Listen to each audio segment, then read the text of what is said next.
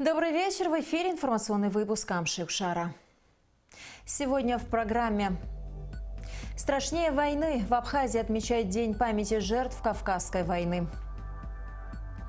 Сгорели в огне. Сотрудники МВД уничтожили конфискованные наркотические средства. Цветы украли, лавочки сломали. Как уберечь город от вандалов? Актуальный репортаж программы. В Абхазии сегодня отмечают День памяти жертв Кавказской войны, в результате которой в XIX веке тысячи абхазов покинули свою историческую родину и нашли пристанище в Турции и странах Ближнего Востока. Потомки абхазских махаджиров живут в 50 странах мира. Самая многочисленная абхазская диаспора в Турции. Сегодня, в День памяти жертв Кавказской войны, Министерство по репатриации Республики Абхазия подготовило ряд мероприятий. Уже с 18 часов на набережной махаджиров звучали абхазские песни. От Абхазского драматического театра до памятника махаджирам были расставлены свечи памяти. В эти минуты с площади имени Багапш молодежь с флагами и факелами начинает шествие к памятнику махаджирам.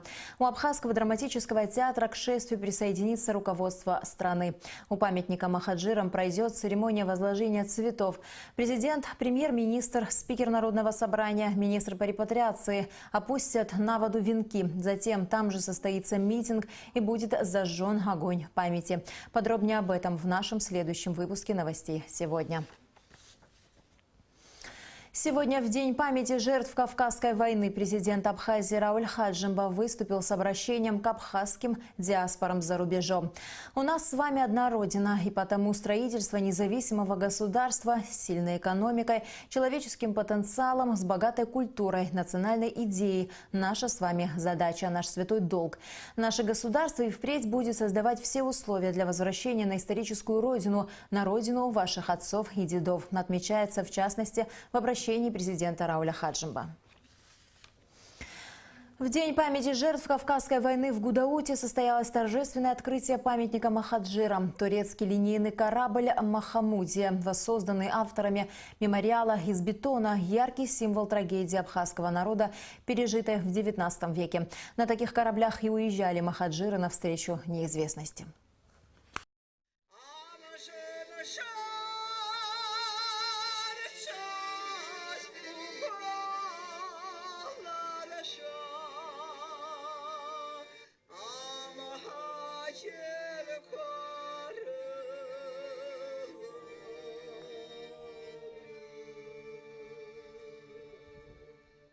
Ежегодно в Абхазии 21 мая отмечают День памяти жертв Кавказской войны и насильственного выселения горских народов Кавказа. В этом году жители города Гудаута смогли почтить память насильственно выселенных с родной земли предков, возложив цветы к мемориалу в своем городе. Памятник махаджирам в Гудауте – идея архитектора Игоря Смыр, которую поддержал и помог воплотить в жизнь меценат Юрий Гочо и строитель Заур Сагария.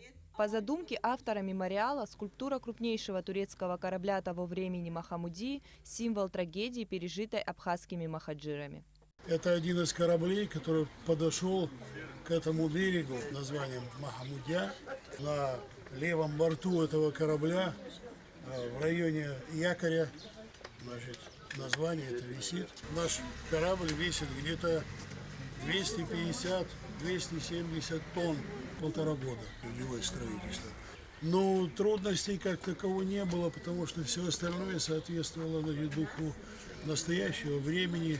Это колоннада, которая, значит, в общем-то, пришла к нам с Византии. Вот. Я попробовал ее применить в этой части. Колоннаду я понимаю так. Это багет вот этой истории. Это венец вот именно тому, что больше такого не будет. Жители Гудауты рады появлению мемориала в своем городе и благодарят его авторов за создание монумента. Для многих, несмотря на давность событий, этот день и сегодня наполнен скорбью. Ведь после завершения Кавказской войны большая часть абхазского народа была насильственно выселена в Турцию, что отразилось на всей последующей истории. Историков мы потеряли своих людей, и все они рассыпаны не то что в Турции, по всему миру. Даже в Африке есть наши абхазцы. Очень обидно. И хочется, чтобы они возвращались сюда. Мы постараемся, поможем им. пусть возвращаются. На торжественном открытии мемориала присутствовали руководители района, министр по репатриации Беслан Бар, потомки махаджиров, общественность Гудаутского района. В завершении мероприятия жители и школьники возложили цветы к памятнику махаджирам. Ирена Джопуа, Михаил Братухин, Абхазское телевидение. Президент Республики Абхазия Рауль Хаджимба поздравил Николаса Мадуру с переизбранием на пост президента Боливарианской Республики Венесуэла. Очередная победа на выборах говорит о высоком доверии и поддержке народом Венесуэлы, проводимой вами внутренней и внешней политики. Народ Абхазии высоко ценит решение о признании независимости нашей республики, принятое в сложных условиях международного давления, отметил в частности президент в поздравлении. Рауль Хаджимба высказал убеждение, что установленные межгосударственные отношения между нашими странами под руководством Николаса Мадуру будут и впредь динамично развиваться, и ранее подписанные соглашения реализовываться в практической плоскости. Сегодня президент Республики Абхазия Рауль Хаджимба провел инспекционную поездку в Очамчирский район, осмотрев ход ремонтно-строительных работ водопровода в селе Чло. Глава государства поинтересовался у жителей села мнением относительно проводимых работ. Жители села высказывали нарекания в отношении длительности и качества строительных работ. Начальник управления капитального строительства Игорь Микваби и его заместитель Астамурт Джикерба, а также директор госкомпании Апснергала Тимурт Кибучава доложили президенту о ходе строительства водопровода, а также технических затруднениях, с которыми они столкнулись в процессе работы. Президент потребовал от руководителей управления капитального строительства ИГК Апснергала завершить строительство водопровода в сентябре текущего года. Сегодня, завтра погода, как говорится, никакая здесь вам не помешает. Закрыть все эти темы. Больше, чтобы я не слышал этого всего. Я еще раз вам говорю, все вопросы, о которых мы только что с вами говорили, чтобы они все были закрыты, эти вопросы. Поняли вы меня, господа? УКС. Руководитель подрядной организации «Проммонтаж-сервис» Джумбер Нормания рассказал о том, что организация приступила к работам на этапе строительства разводящих сетей. Мы подрядились исправить старые ошибки и сделать то, что нам положено по контракту, разводящую сеть. Поскольку уже обещали президенту, к сентябрю будет сделано. Президент Республики Абхазия Рауль Хаджимба подписал ряд указов о назначении. Согласно указам, Батал Хагуш назначен председателем Государственного комитета Республики Абхазия по государственной языковой политике. Кама Гогия – начальником управления государственной статистики. Роман Гвинджи – начальником государственного архивного управления. Аркадий Джинджи – начальником государственной службы по ветеринарному и фитосанитарному надзору. Анзор Ашхацава назначен начальником государственного управления лесного хозяйства Республики Абхазия. Сегодня в МВД были уничтожены наркотические средства и наркосодержащие растения, хранившиеся в экспертно-криминалистическом центре МВД Республики за период с 2016 по 2017 годы, а также 2 за 2011 год и 1 материала за 2015 год. Уничтожение наркотиков происходило в присутствии членов комиссии, созданной приказом министра внутренних дел Гарри Аршба. Сотрудниками МВД уничтожены 244 грамма метадона, 2387 граммов каннабиса, марихуаны, 96 корней конопли и 19 корней рассады, 300 наркосодержащих корней мака и 591 корень рассады и другие наркотические вещества по 144 уголовным делам. Уничтожение наркотиков происходило в присутствии членов комиссии под председательством первого заместителя министра внутренних дел Казбека Кишмахова, в состав которой входят депутаты Народного собрания, представители МВД Республики, представители Генеральной прокуратуры, службы госбезопасности, Минздрава и Госкомитета по экологии и охране природы, члены Общественной палаты Абхазии. Уничтожение конфискованных или изъятых из незаконного оборота наркотиков, а также инструментов и оборудования происходит после вступившего в законную силу приговора суда. Если подсчитывать тот ущерб, который был нанесен тем преступным элементам на сегодняшний день, да, получается, можно исчислять более 40, более 50 миллионов рублями. Я хочу сказать о том, что если эти вещества попали бы в наше общество, это бы очень повлияло бы погубительно на наших людей. У нас сегодня одна из первостепенных задач – это борьба с наркотиками. Членам комиссии предоставлены сведения о наименовании и количестве, весе, объеме уничтожаемых наркотиков, а также о таре и упаковке, в которой они хранились. Все представлены к уничтожению экземпляры, опечатаны и скреплены подписями. 275,32 грамма каннабиса изъято у Зинченко А.И. Затем конфискованные или изъятые из незаконного оборота наркотики были утилизированы путем сжигания.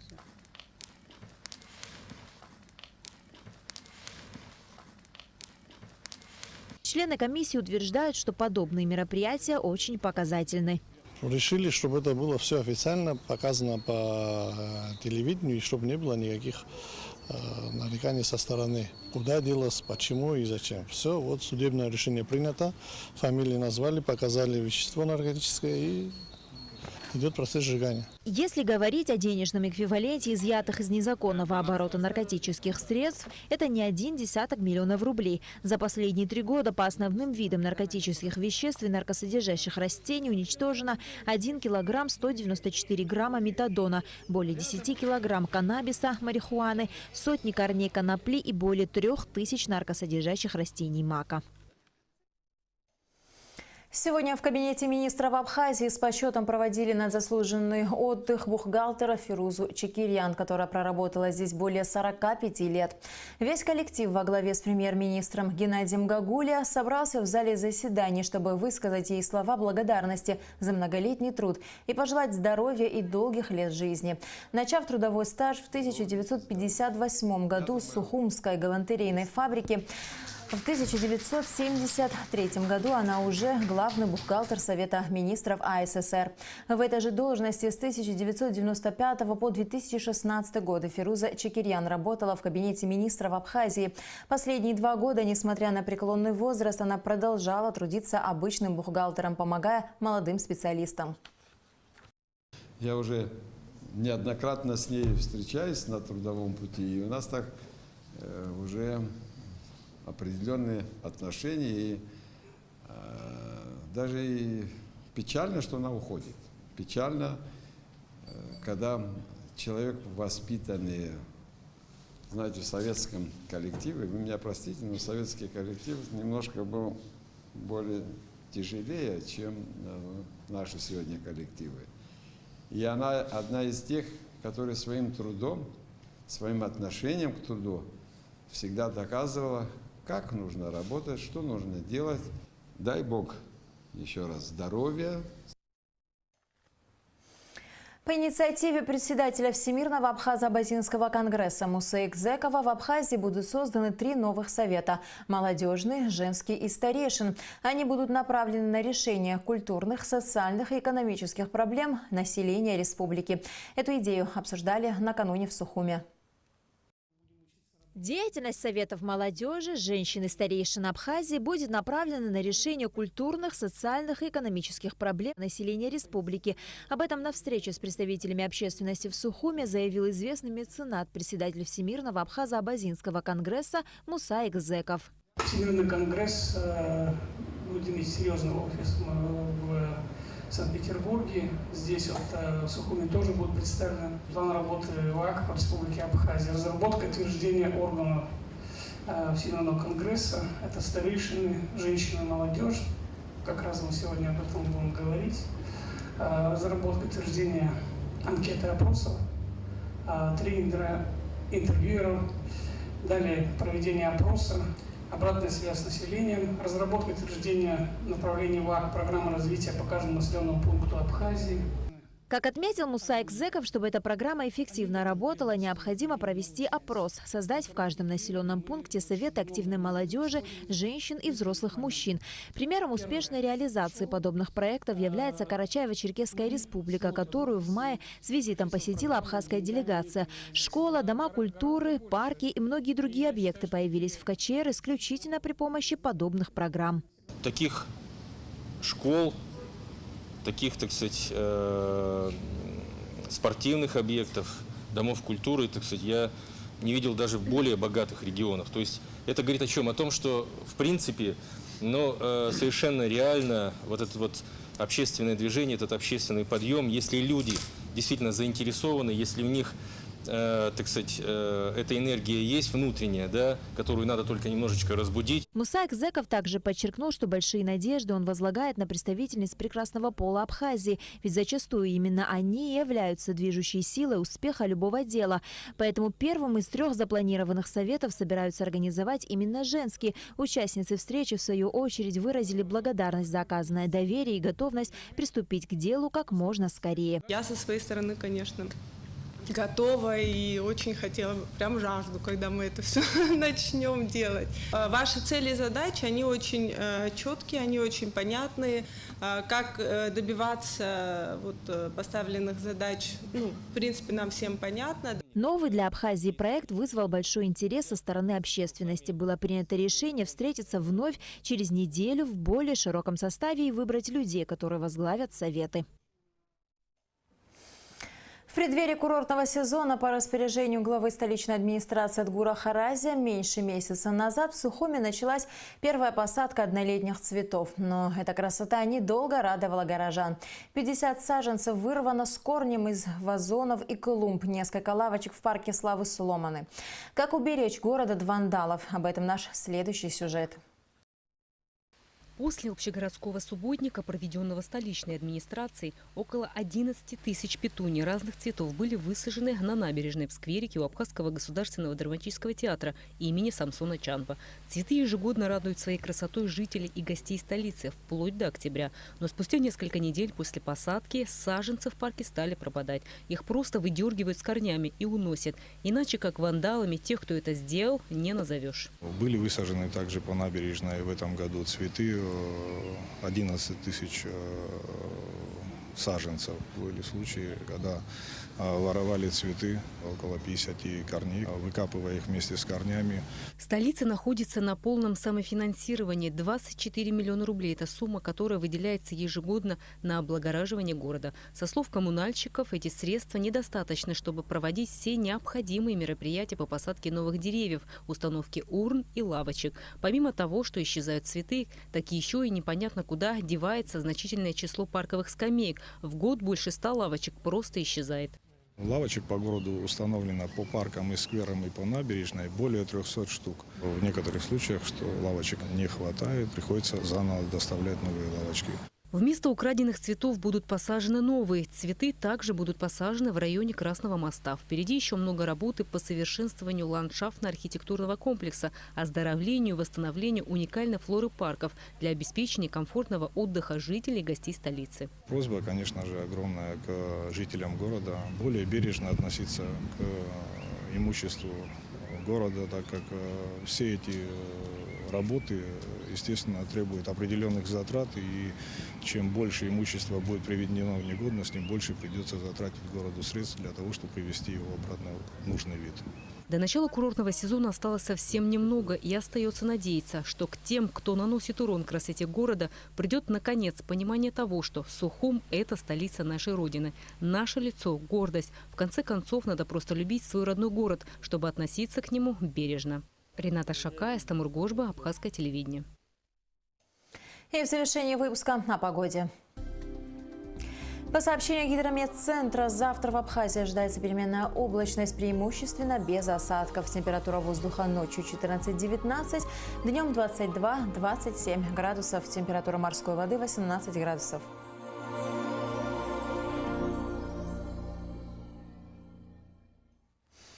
На этом наш выпуск подошел к концу. До скорых встреч в эфире.